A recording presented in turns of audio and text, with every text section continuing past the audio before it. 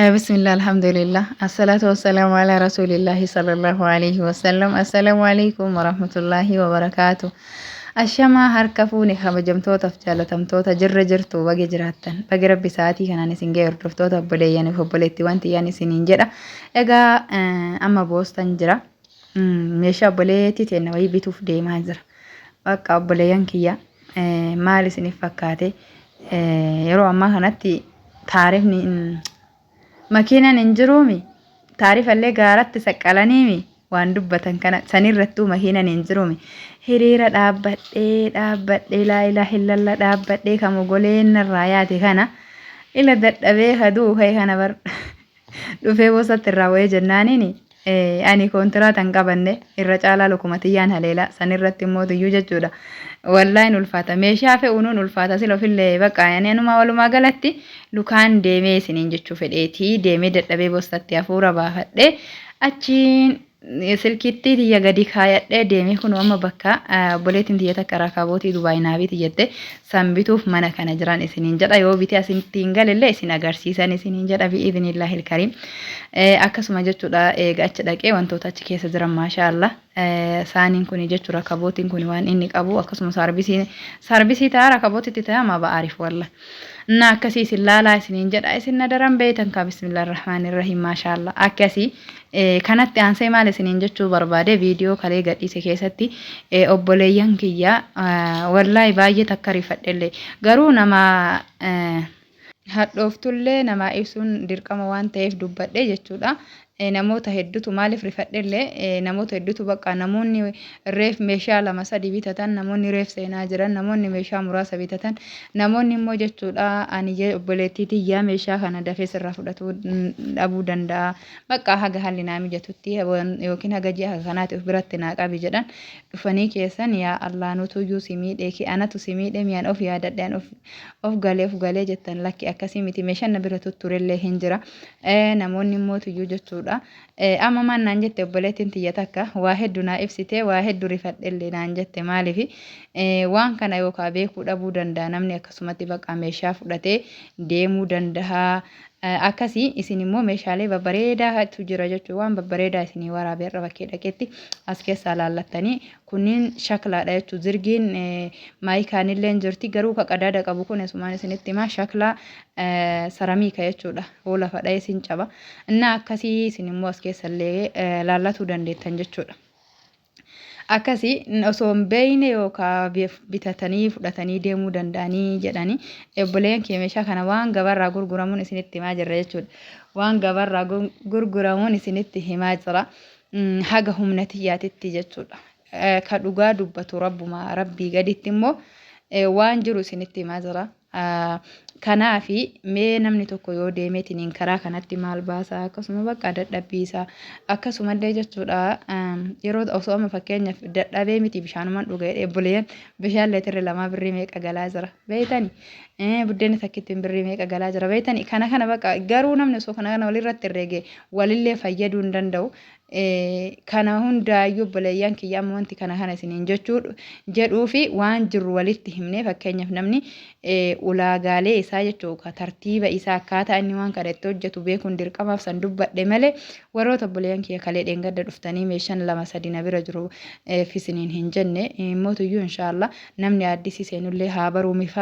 baratuuf waan akkasii jedhee warri qalbiin itti cabdan asumaan dhiifamaa isiniin jedha zirgiiwwan tana keessa obboleeyyan kiyya zirgiin tun hundu maashaallah bareedudha san keessa zirgiin gurraattiin tuni baay'ee takka dasna jette ila zirgiin tuni jechuu baay'ee furdoodhallee akkanatti baay'ee bareeddillee namoonni ajajachuu barbaadan mee laalaa isiniin jedha baay'ee furdoodha garuu zirgiiwwan tanniin keessa baay'ee furdoodha itti aansee zirgii adii tana yeroo awwal argetti galetti maannatti tolte himi jechuudha baay'ee takka natti tolte garuu ani ufii kiyyaallee bitadhe firee 12 yoo sanitti jechuudha dhugaa dubbatuu fi obboleettii tiyyatu naabiti akka ani itti gaagge ergite ennaan Rabbiin bakka isin jirtutti isii bira haa jiraatu obboleettii tiyyatu naa bite firee 12 garuu agas hundaa miti yoo amma xuriin jechuudha kana roga isiin qabdu san keessa sesseena jechuudha haga feetanillee dhiixan hin manachayti obboleeyyan hin manachayti an garuu gurraatti san tunatti tole jechuudha maaliif waan fayyadamee arge isinitti himaa jira malee waan hin fayyadamin zim jedhee isinitti himaa hin jiru isiniin jedha obboleeyyan kiyya maashaallah bakkee kanallee waan asillee waan fudhadhe qaba. Mee saarbisii bareedaa tokko asii bite inshaallah isin agarsiisa meeshaalee hedduu asii fudhadhe meeshaan isaanii baay'ee babbareedaadhaan isiniin jedha akkasii obboleeyyan kiyya ammallee waa takka isinitti himuu barbaada amma inni kun fooqidha jechuudha fooqii baay'ee lafti isaallee dubaraa duubni isaallee baay'ee bareedudha jechuudha meeshaan xiqqoo asitti hin dabala meeshaan jirullee meeshaa hawaalitii meeshaa babbareedudha jechuudha meeshaa qulqulluudha maaliif dabaltanii jennaaniini ka gara biraatti dhabe asitti gatiin xiqqoo garagara jechuu maa waddachitan jennaan kiraa nutti waddachanii asitti gibira nutti waddachanii kana kanaaf waddachineen hin jedhan silaa namni waan namaa deebisu hin dhabu. Egaa akkasii isiniin jedha meeshaalee babbareedaa kana keessaa kafeetan haalaallattanimaaf isinitti haasayaa isin agarsiisaa ture jechuu albeen tuni xiqqoo guddoo qabdi ilaa haga karattafaatitti qabdi jechuudha obboleeyyan kiyya. Akkasii laallattanii keessaa bitatuu dandeettanii isiniin jedha jazaakumullahu khayran saanii timiraa tanallee maashaallah takookisii waan garaagaraa itti naqan tanallee yoo das isin jette hello jechuu dandeettanii isiniin jedha akkasii maashaallah. Markajii tana mee ilaala obboleeyyan ani garuu dura asitti agarri biyya arabaatitti arge waanuma as jiru iyyuu se'uu jechuudha asillee hin jira isiniin jechuu barbaadeti isa kan ammoo iyyuu jechuudha kan yeroo wal bira deemtan biyya keenyatti illee waan akka viizaa wantoota akkas akkasitti fayyadamuu dandeettaniin isiniin jedha akkasii ka obboleeyyan kiyya kan mankaa cirfaa waan garaagaraa qabu kunillee sadarkaa qaba sadarkaan jira akkasii ka'anin jedhin illee kan isin as keessatti argitan yoo barbaaddan ajajatuu dandeettanii isiniin jechuu barbaadeti markajii xiqqishuu aannanii tan argitanii akkasii maashaallah gatii bareedan argatuu dandeettan obboleeyyan kiyya adabni gara waa hin godhu gatii bareeda jenna silaa jechuudha afaan keenya irratti laaffifne wallahi biyya keenya kana keessatti yeroo ammaa kanaan baay'ee takka sodaataa jira jechuudha wama bite kana himuu sodaataa jira maaliif sila maan naan jedha bismillahir rahmaanir rahiim waan kaleessa 4,000 bittan har'a 5,000 6,000 bittan boriiftaan yoo itti deebitan san huma dabala jechuudha osoo barbaadda deemi akkuma takkattuu gattaa'e akkas birrii 20 30 40 ta'u yoo itti deebitan huma dabala jechuudha. Rabbi nu haa laaffisu wallaa rabbiin nu haa laaffisu maal jennaree sila bismillahir rahmaanir rahiim akkasii meeshaa wayii akka isa fakkaatutti naasuqanii taa'ee eeggataa jira jechuudha bismillahir rahmaan dadhabe dafee jum'atti deebi'uuf subiin bahee fiiguu ture jechuudha akkasii ammallee tirii maatii isin agarsiisaa jira bakka taa'u isin agarsiisaa beekaa dadhabee taa'e maal godharee mana namaallee suuqii namaa keessa akkasii isiniin jedha hordoftoota tiyya